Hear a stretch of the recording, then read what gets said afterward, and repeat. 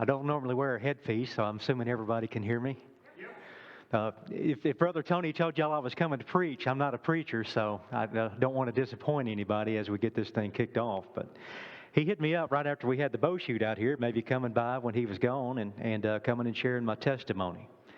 And so I prayed about it a little bit and said, sure, why not? A good friend of mine I grew up in church with, he's a ordained minister, ordained pastor, and he always told me there's a lot of churches out there that are struggling to keep the doors open, and anytime one of them would call, and he said, I've gone and I've preached to people, there might not be more than 3 people there.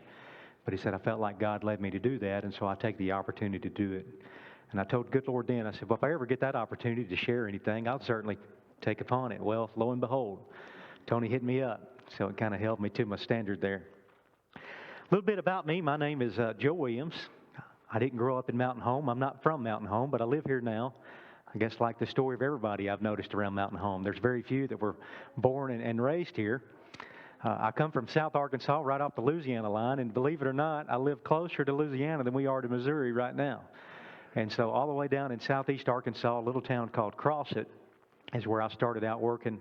Probably the town I grew up in was predominantly a black community, southeast Arkansas, and I think there was 400 in that town.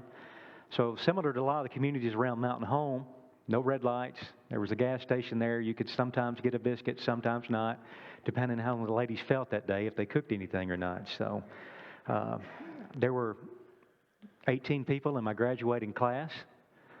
I think we started out with 36 in like the 7th grade, and we all started smoking crack or doing meth and decided to go out and get real jobs and instead of seeing the education through. And so, at the time it seemed like such a big decision, but I look back now and think, we couldn't even make it through high school. How in the world are we going to make it through the world?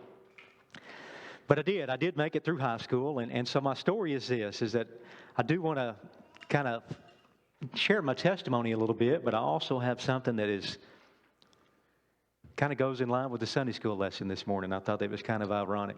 Our Sunday school lesson we've been studying at church has been Daniel. It's the exact same verses. I did find it funny that the material, while is similar, is a little bit different. I noticed in y'all's Sunday school lesson it had a lot of the older folks in the pictures, and our Sunday school lesson has a lot of younger folks. And I said, I guess they just geared this towards whoever the lessons are being sold to. And so with it being a senior adult lesson, I did find that pretty funny when ours is a young adult lesson. And so I don't normally give this information out, but I'm a state game warden. And so that's what I wanted to be in life, was I wanted to be a game warden. Why anybody would ever want to be a game warden, I don't know. But bear with me through that, and we'll go through this story, and I'll tell you a little bit more about it. I grew up from a family that didn't grow up going to church. I grew up with a mom and daddy that dealt with substance abuse, dealt with alcoholism. My folks love me. My mom loves me to death. My daddy loves me to death. And while in the world they're still married after 38 years, I don't know. They fight like cats and dogs. I've seen a lot of wild things that have happened, and I'll tell a little bit about that story in my testimony. But, I always say this. Whether you believe it or not, God's got a purpose for you. There's a reason we're all here this morning, and I never thought I'd be sitting in Henderson Baptist Church on Sunday morning in September. I never seen that coming. And so, but we're here today for a reason, and we talked a lot about that in Sunday school, or y'all did. I just kind of listened, but we're here for God's glory. We're here to do His will, and we're here to do things and share that with others. And this morning, our Sunday school lesson was on Daniel, and we got to see how in Daniel's life, he was chosen and he was picked out. Could you imagine being at your mom and dad's house and somebody coming along and saying, hey, we're going to take you. We're going to send you to the King Nebuchadnezzar. We're going to train you, and you're going to do all the things that we say you do. And so it seems nice. I'm kind of a poor person. I got a roof over my head and food in my belly. But, if you asked me for $1 million right now, I couldn't cut you a check. Probably couldn't get you a check to, cover your mortgage payment next month. But we all think, wow, it'd be nice to be living with the king, be living in a royal castle and do all these things. But I bet that wasn't the case. I bet it wasn't a very pleasant experience. I bet picking these people out of a foreign country and setting them down in here, I bet there were a lot of expectations that we don't read about in the Bible. But, it's funny that I can look back on my life and I think about, at the time, I didn't understand why those things happened. God, why are you putting me here? Why do we go through these things? And But I can look back now and I can say there was a reason for it.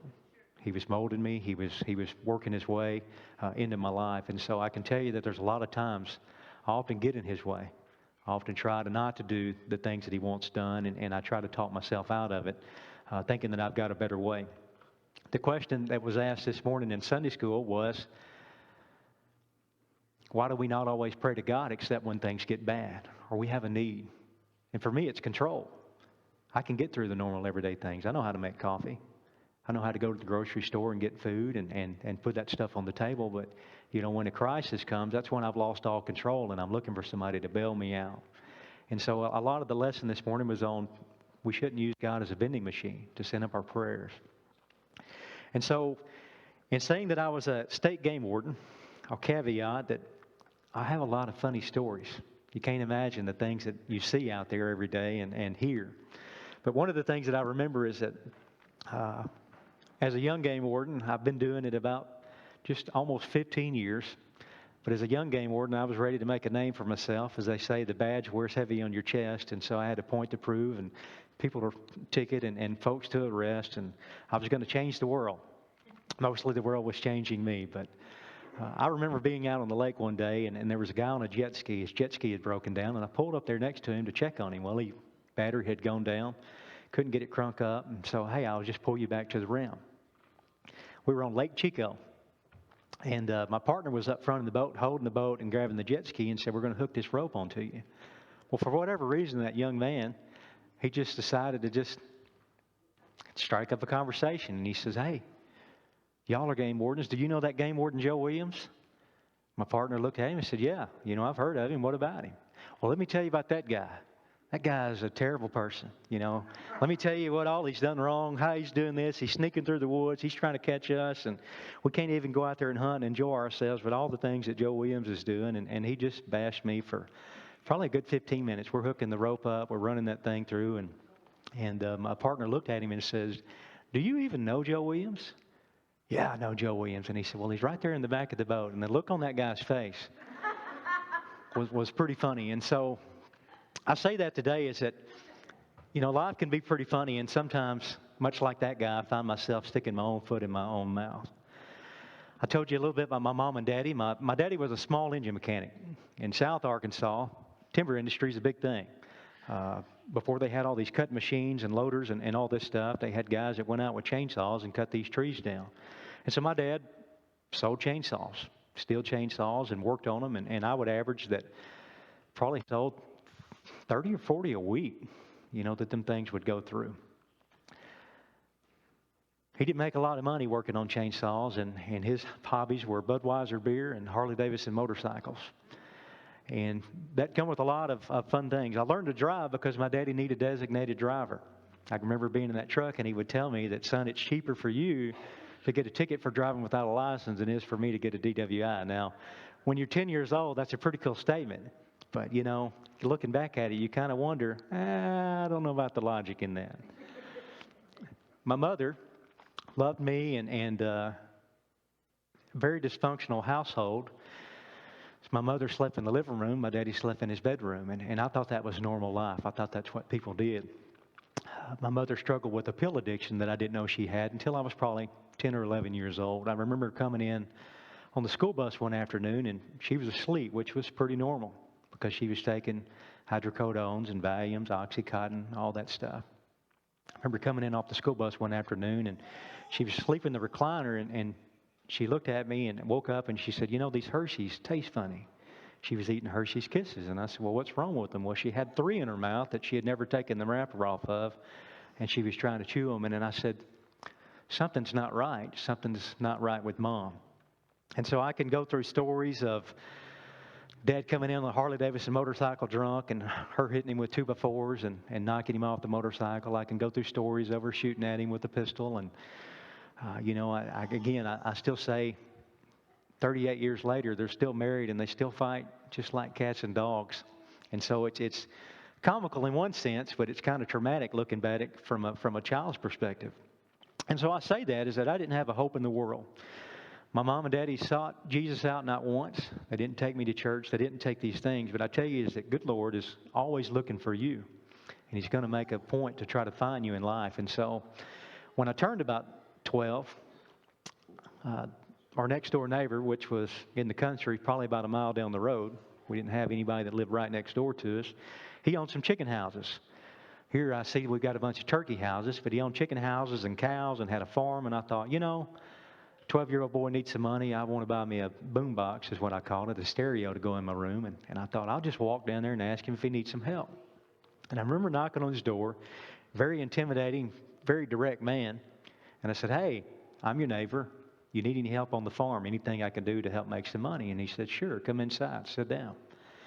And so he talked to me for a little bit, and I know he was just filling me out looking back at that now, but I thought he was a nice guy. And he said, you can go to work. I'll work you on Saturdays. You get out of school, you come over here Saturday morning. You'll be here at 7 o'clock. We'll get started. We'll work you till you get tired. And so there's one condition. I said, okay. He said, you got to come to church with us. We'll pick you up Sunday mornings, and we'll get you to church. And so it didn't take me long to realize what church was. And the church was about the size of this one. Wasn't very large, didn't have anything fabulous about it. I've been going to Mountain Home First Baptist since I moved here, and that's a pretty large church. I've always gone to a small church. And so if you sit here and you wonder what's a big church look like, it's the same as a small church. It's just larger. There's more people. The people that you prayed for this morning at the offering, there's just more of those to remember and to keep up with. There's more people that can fall through the cracks than there are at a small church. And so it's very nice to be in a place that has things, but it comes at a cost, that you don't feel as close sometimes. You don't know everybody in your church. There's 300 people there, and I've been going there almost 200 years. 2 years. And I've not gotten to know everybody. I've not introduced myself to everybody. And so I can say I sat in the Sunday school this morning, and I feel like I know quite a few of you already. I don't know what Matt does for a living, but I got a feeling that law enforcement was probably in his past at some point in time. And so he seemed like a pretty stand-up guy, and so I thank for him sharing this morning. I come to know Jesus at 12 years old. That man invited me to church, allowing me to work on his farm. Every Saturday morning, I'd get a little dose of a Christian example in my life. A very direct man, and pretty much told me how the cow eat the cabbage, I think is how the old saying goes. Sometimes I showed up and I didn't have a good attitude, and I can't imagine where I got that from in a home like that. But I remember them sitting down at the table, and they would pray over their food, and we would eat together as a family. And I thought that was the strangest thing ever. Why are we not in the living room watching TV while we're eating? Kill two birds with one stone. And so I realized that maybe my family was a little bit different than other families. And so today, I'm going to pull right out of Daniel. And if you have your Bible with you this morning, I invite you to turn over to Daniel chapter 3. We'll look at verse 8 through 18. And so I want to kind of correlate my story with this out of the Bible. It's really neat that we've been journaling through Daniel in the Sunday school lesson that we have. And so it's been on my heart in my daily Bible reading each morning.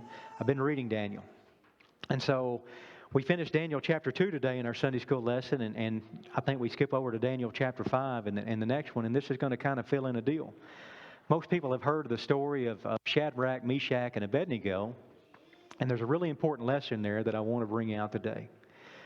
In Daniel chapter 3, verses 8 through 18, it says, "For this reason at the time, certain Chaldeans came forward and brought charges against the Jews. They responded and said to Nebuchadnezzar the king, 'O king, live forever.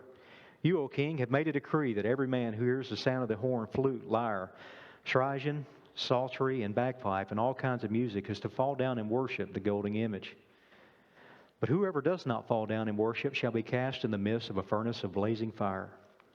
There are certain Jews whom you have appointed over the administration of the province of Babylon, namely Shadrach, Meshach, and Abednego. These men, O king, have disregarded you. They do not serve your gods or worship the golden image which you have set up.' Then Nebuchadnezzar, in rage and anger, gave orders to bring them, Shadrach, Meshach, and Abednego, before the king. Nebuchadnezzar responded and said to them, 'Is it true, Shadrach, Meshach, and Abednego, that you do not serve my God or worship the golden image that I have set up?' Now, if you are ready at that moment, you hear the sound of the horn, the flute, the lyre, the trigon, psaltery, and bagpipe, and all kinds of music to fall down and worship the image that I have made very well. But if you do not worship, you will immediately be cast into the midst of a furnace of blazing fire. And what God is there who can deliver you out of my hands?" Shadrach, Meshach, and Abednego replied to the king, "O Nebuchadnezzar, we don't need to give you an answer concerning this matter. If it be so, our God, whom we serve, is to be able to deliver us from the furnace of blazing fire. And he will deliver us out of your hand, O king." Most important verse. "But even if he does not, let it be known to you, O king, that we are not going to serve your gods or worship the golden image that you have set up." Let's bow our heads, and I'll lead us open in a prayer. Lord, thank you so much today for the opportunity to be here at Henderson this morning. I pray that your Spirit moves, and I pray that I get out of the way of it, Lord, and you lay on my heart the words that need to be spoken this morning. I thank you for the opportunity to be here, Lord, and for what it means to me. I pray that I grow out of this, Lord, and that your will is done. In your precious name I pray. Amen. Conditional faith is my question this morning. How many of us say that we look around the room this morning and we probably say all had an opportunity to find an excuse not to be here today? Probably the biggest one is Brother Tony ain't here. You know, if Brother Tony ain't here, he ain't going to know that I'm missing. And so it's nobody's business. I'll let Tony know when he gets back that I missed him, and he'll not know anything better. My pastor, when he visits other places, he often says that when the shepherd's gone, the sheep go astray. And so I hope this morning that I can bring some justice to what Tony does up here on Sundays and give you a little bit of that. But how many of us have conditional faith? And when I say conditional, I say is that, God, if I only had this, I'd be able to worship you better. God, if you provided me with this, I could do a better job of serving you. Or God, if I didn't have to go to work and worry about things, I could get it done. And so, my girl being back here this morning, being welcomed in and sitting with y'all, I often think of us trying to get to church. Our church was just like yours here in Henderson when we were in Crossett.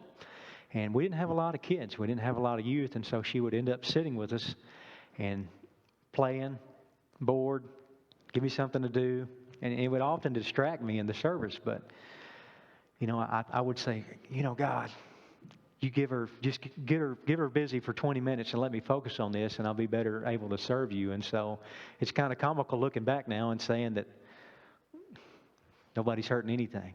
I'm glad they're here. I'm glad they're distracted. I'm glad that we take the time to get out and be involved in church. And it is hectic, and it is very chaotic, and it does drive you insane sometimes trying to get your kids here and do things. And so in the conditional faith, what does that look like from us? I think one of y'all in Sunday school said this morning is that if your kid comes to you and they're only talking to you when things go wrong, it gets kind of old kind of quick.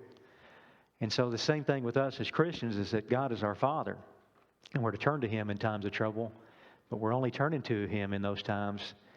Are we being that kid that we're also describing, is that when things are going wrong, are we just simply there to make life right? And so that's what I bring up today in our lesson of Daniel. Chapter 3 is Shadrach, Meshach, and Abednego. They're in a foreign country. They've been selected and they put there by King Nebuchadnezzar. But I asked this question, was it really King Nebuchadnezzar that had them there? Or was it God? Because now we see a story, we can look back, and in hindsight 2020, we can see where God's glory is going to be revealed. He's going to get credit out of this deal. And we're going to see them. While we didn't go into it, we're not going to get into the lesson of being thrown in the blazing fire. I think everybody here will be familiar with the stories. They are cast into the fire. And it says, it doesn't look like there's three in there. It looks like there's a fourth, that somebody's in there with them. And so I think of a popular Christian song that I listened to a few years ago, and it said, "There's another in the fire." And so that's Jesus. He's here with you right now, whether you accept Him or not. He's here and He's seeking you just like He sought me. Why in the world would I, at 12 years old, have the desire to go get a job? Nobody told me to go get a job, but I just had that desire in my heart to go down there and want to make some money to buy a boombox. I remember specifically the boombox that I wanted. It had bass boost on it. It had a CD player. You know, it's funny now is that I remember hearing my mom and dad talk about 8-tracks and cassettes. You know, now I'm talking like a CD player, and that's just as foreign to them as it was 8 tracks for me. And so it's not by any chance that Shadrach, Meshach, and Abednego were chosen or selected in this deal. King Nebuchadnezzar can feel like he takes the glory for it, but it wasn't about King Nebuchadnezzar. It was about this story right here being passed down to us so that God gets the glory out of it. And that's what I love about the Bible, is that we can flip to pages and pages and pages, and there's stories and stories and stories. And I think we often think of these people in the Bible as being special, that they were special people, that they were heroes, that they were pillars, and certainly they were pillars. You know, you look at, I think of Noah. Had the opportunity this past year to get to go to Kentucky and see the ark. And I looked at that big old ark, and I thought of all the things going in there, and I said, you know, the entire world has turned their back on God, and here's Noah. He's choosing to follow him. Why?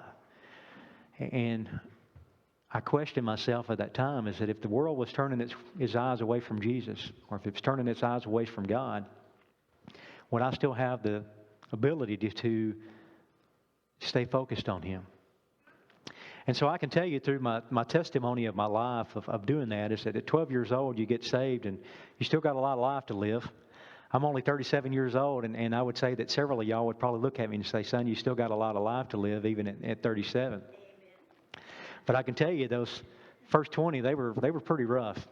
There was a lot of lessons learned in that stuff, and there were a lot of opportunities to turn my eyes to Jesus. But there was also a lot of opportunities where I didn't turn them. That I did things that my friends were doing.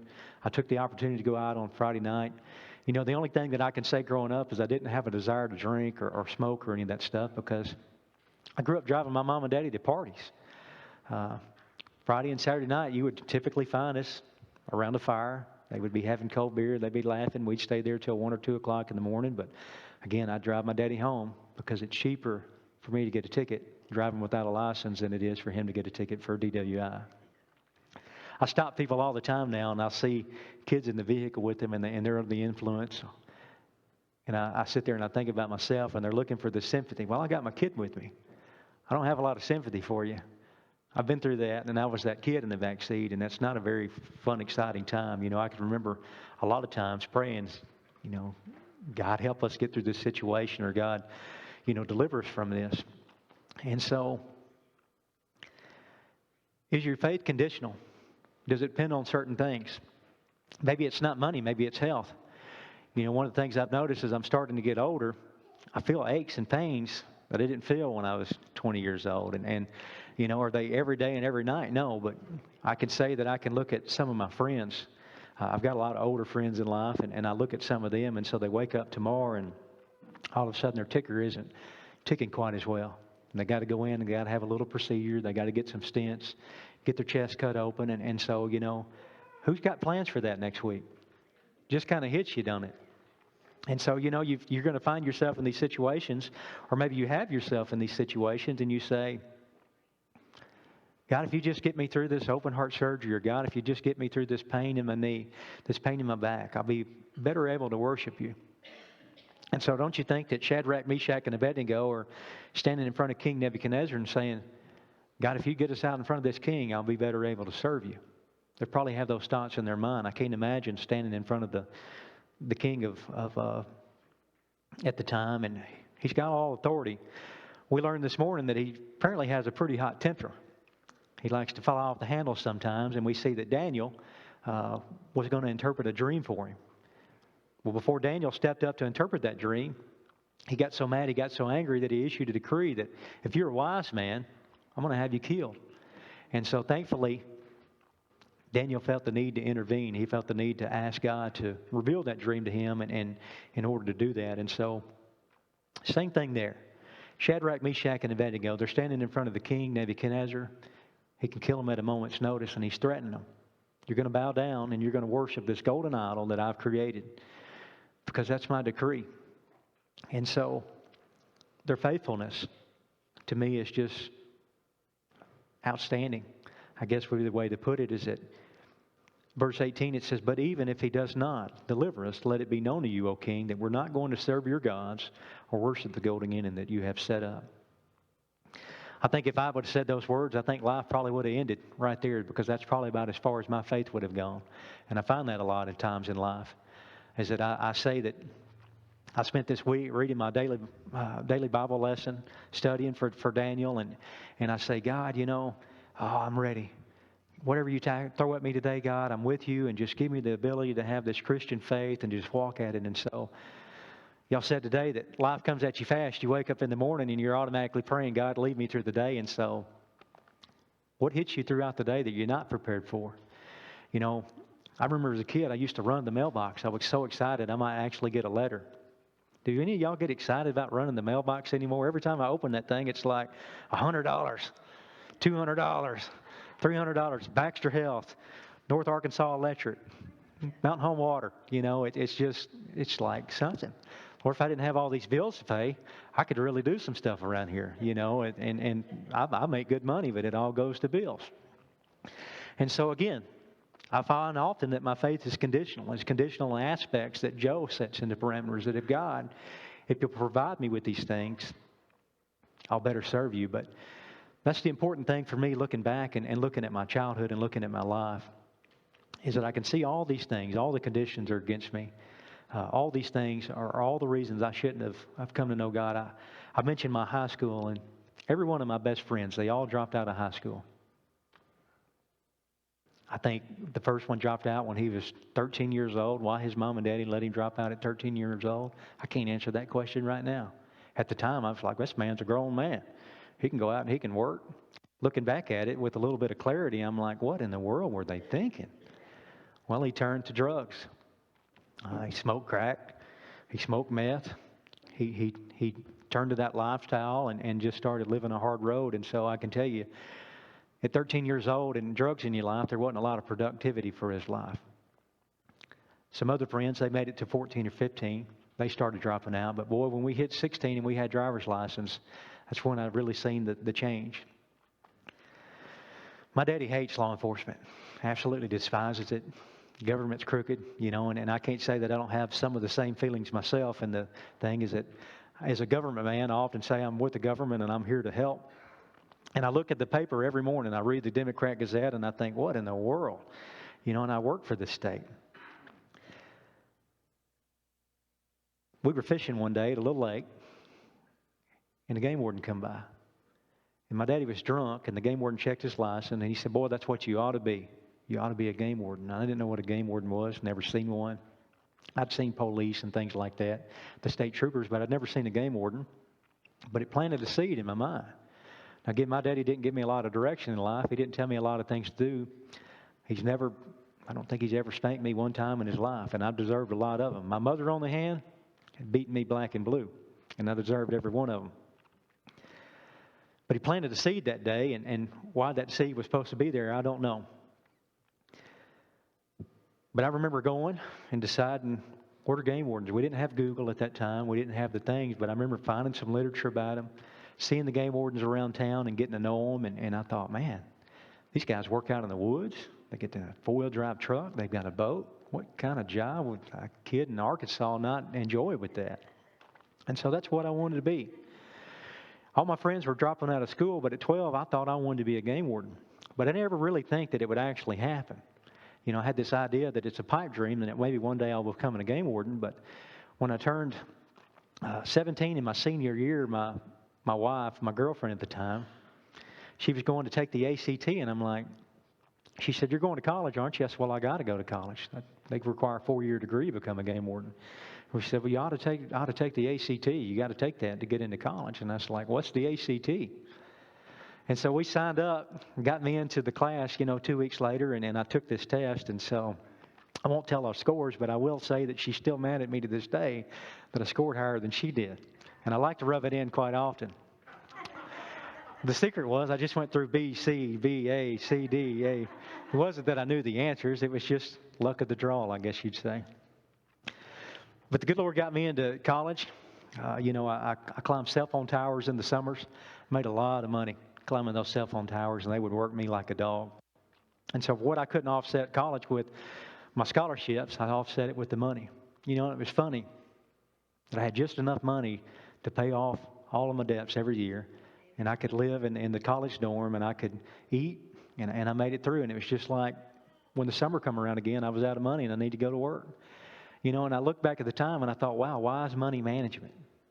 But I see that God was working and that there was a purpose for all of that to get me there and to get me into these things. One of the questions that I wanted to ask the Sunday school lesson this morning is, have you ever prayed for something, God give it to you, and it become a stumbling block in your life? Was there a new car that you wanted? You know, I listened to a pastor one time tell me that he always wanted a brand new Chevrolet truck. His kids, he had bought a used vehicle, a Suburban, when his kids were very small. He had 3 kids, and they all went through college, or high school and then college, and then he decided when they got out, hey, I'm going to buy me a new pickup. And he said, I found myself every week washing this stupid pickup. You know, he said, I paid good money for this thing. And he's like, it started to become an idol. And he said, I told my wife, I think I'm going to sell this truck.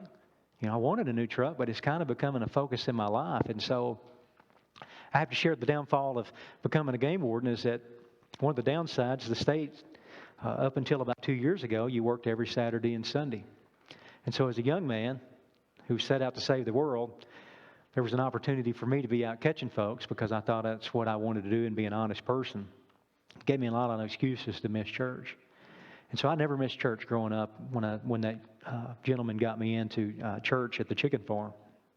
The doors were open on Sunday morning, I was there. If they were open on Sunday night, I was there because that's what he expected me to be, and I got a lot out of that, and God growed in my life. But when I moved to a new county and got positioned over there and stationed, I had to find my own new church. And I'd walk in the church doors and I would meet people. Everybody's got a game warden story in some form or fashion in Arkansas. And I found that there's usually no in between. They either love the game warden or they hate the game warden. And so I would go around and visit, and you know, this guy would come up and I'd be all excited about being in church, and he'd be like, you know, let me tell you about this sorry game warden, Joe Williams, I met, you know, and it stung me. And I would find myself, you know, I don't think I'm going to go back to that church, and I would go try another one. And guess what? Let me tell you about this game warden that I met, Joe Williams. And so it allowed a stumbling block to come into my life. And there were several years there where I just stepped out of church because I thought, I've got control of this. I got it figured out. And what a terrible failure that turned out to be. You know, God caught me one day, and it's funny that these things that you rely on in life, whether it be your money or whether it be your health or whether it be your family, is that over time those things can be taken away from you. You can have perfect health, and all of a sudden you wake up one day and your health isn't so good. I talked to a guy the other day. I went to Dr. Lonnie Robinson and got my annual checkup, and he told me, son, you look real good. You look like you're in good health. And he said, there's a lot of people that move here and they've got all this money, but they never invested in their health. And he said that egg, that financial egg that they had that starts going to these medical bills, you know, all of a sudden they've got a procedure that they've got to go in and do. And they've got this that goes on. And then all of a sudden you got long-term stay in the hospital, or you got physical therapy that you've got to attend, and slowly it's just depleting those funds. And so your health can be taken away. Your finances can be taken away. And if you look around the room, I'm sure that there's several of us in here that might not have a loved one that we once knew, or a best friend that we relied upon, that we cared about. And so they can often be taken away from us too. And so is our faith conditional on certain aspects that God's got to meet these things in order for us to serve Him? Or can we be like Shadrach, Meshach, and Abednego? There weren't any conditions that day. They knew who they wanted to serve. They knew who they were supposed to serve, and they chose to do that, even knowing that it was going to cost them their life. You know, the bright side of this, or the shining star of this, is we know that they were delivered from the fire, that they were cast into the furnace, that the people that cast them in the furnace died because it was so hot, but not even a hair on their head was singed. And so God gets the glory out of that story. And I say that is that if you find yourself struggling, if you find yourself looking for these conditions, remember this. I think of Job in a lot of things. Is that I had the opportunity to go through a Bible study one time and really broke that down. Is that Job was a man that didn't do any wrong. God allowed the devil to come in and test him. His family was taken away, his finances were taken away, and he was broken, and he still chose God. And he wondered why. And I think all of us in this room wonder why sometimes things come along, why trials happen, why tribulations come along in our lives. And boy, it'd be a lot easier if they weren't here. It'd be a lot easier if, you know, I had a mom and daddy that didn't turn to drugs or do things like that. But I also say is that there's been a lot of mom and daddies and said it'd be a lot easier if my son or my daughter didn't turn to these things and they could see things. And so Shadrach, Meshach, and Abednego, Job, they had one thing, and that was faith. They couldn't look at this and tell you that they were going to survive. They couldn't look at this and tell you what was going to be going on in 5 minutes or an hour or a week later. I can almost bet in their mind they knew it was certain death. And the same thing with Job. Job knew all these things were taken away from him. But Job still chose to be faithful. He still chose to follow God and not turn his eyes away from him. And all that stuff was restored. But he didn't know that going in. You know, I see times working in law enforcement, I see some of the worst situations you can imagine. I never thought, just being a game warden, I thought I was going to check fishing license and hunting license, that the amount of people that I've run across that are on hard times and they go find a quiet spot in the woods and they have bad intentions.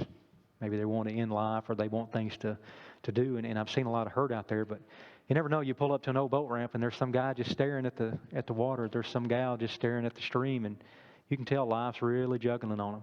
And I can say that God's allowed me a lot of opportunity to stop and share with him what's going on, what's doing. And so what I've told everybody is that if we all had a crystal ball and we could rub it and we could look down 10 years down the road and see why we're going through this hardship, it wouldn't be called faith. It would be called knowing. And so that's a lot of this morning, is that, you know, I could go on and on with the stories of my mom and daddy. I could go on and on with the stories of why I shouldn't be here this morning. You know, all my friends dropped out. What do friends typically do? They typically follow each other. Why did I not follow that?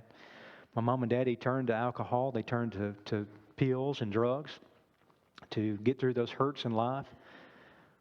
I was around that. Why did I not fall into that thing? And so God's got a plan for you. You may not feel it this morning at Henderson Baptist Church, but I can assure you that there's a reason for you to be here. I can assure you that He's got massive plans for your life. It's funny that I got asked to come speak here today, and that simultaneously they asked me to go to Sycamore Springs after this. And I thought, well, what do I say at Sycamore Springs? You know, and I thought about it. I said, Ecclesiastes, it tells us that there's a season for everything in life. And we're all in different seasons. You know, I feel like a young man sometimes, and then I get around my daughter and I get around her friends, and sometimes I feel like an older man. And so we're all going through things. But I heard a lady say the other day is that she's 82 years old, and her health is not in the greatest. She said, I asked her, I said, what do you pray for every day? All of her friends have died and all this stuff. She said, well, first I prayed the good Lord go ahead and take me home because I'm tired of this place. But she said, you know, I know He hasn't taken me home. I'm still here, and so I've got a job to do. And so at her nursing home, at her assisted living facility, however you want to call it that, is that she takes the time to go around and check on people. And she shares God with them. You know, and I thought, there's a lady at the end of life, and she's got every reason not to just sit back, relax, and say, you know, I ain't got but a few years left, but who knows? She may have more than a few years left, and maybe there's somebody that's been waiting their whole life to end up there at that nursing home and run across her. And so I'll end it with that, is that, you know, don't let your faith be conditional. I say that to myself as much as I say that to anybody in here, and God is still God. When all things are going bad, when all things seem like they're down in life, God's still on the throne. He still sent Jesus to us. And so He doesn't say that He come to give us a happy life. He just simply said that He came here to be with us and walk us through these things. And so, you know, I see one of my friends lost his daughter. She's 21 years of age. She died in a car wreck the other day. And he's reeling. He's hurting. And it's got him deep down in the dumps. And I don't have an answer for him.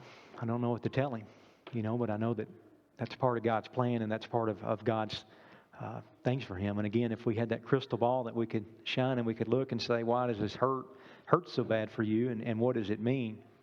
We would know the answer to it, but we don't. And that's what I told him, is that right now we just got to have faith. We've got to have faith that there was a purpose for this, that maybe her life was lived in such a way that people seen that, and this brings glory to God. And so I'm going to shut up because it's time to get out of here and go have us some lunch. But one thing, I told you I wasn't a preacher, but I've watched enough of them, and the one thing they always said is you always give God the opportunity to respond. And so I don't know if we've got a song set up this morning, but I'm more than welcome this morning to pray with you, to be here at this altar and share with you. And nothing special about me. I'm just Joe Williams. But I thank you all for having me here this morning.